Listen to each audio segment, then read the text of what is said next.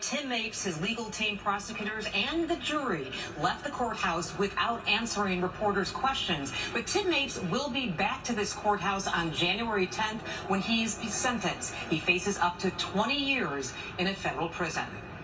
During his 25 years as former House Speaker Michael Madigan's chief of staff, Tim Mapes was known as Madigan's gatekeeper.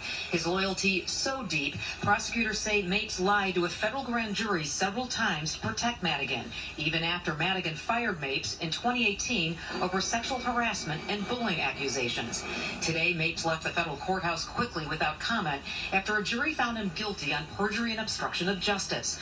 The verdict did not come as a surprise to Chicago Democrat State Representative Kelly Cassidy. His number one reason for being was to serve the speaker.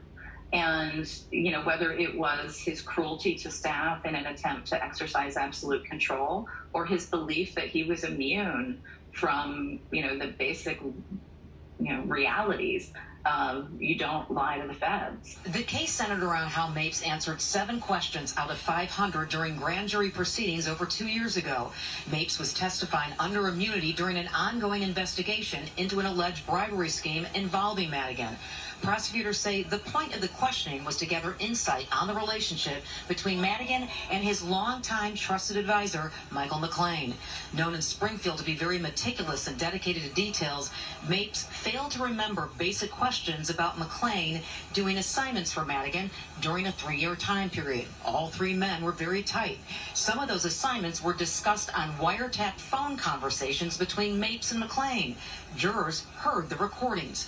Illinois House Republicans were quick to react to the verdict. Today's guilty verdict is the latest in a string of examples of the urgent need for ethics reform to clean up corruption in Illinois. Mapes was found guilty today. Michael McClain was found guilty in May as part of the ComEd trial. And in the spring, Michael Madigan goes to trial. All 3 men were part of a triangle that once controlled Illinois state government.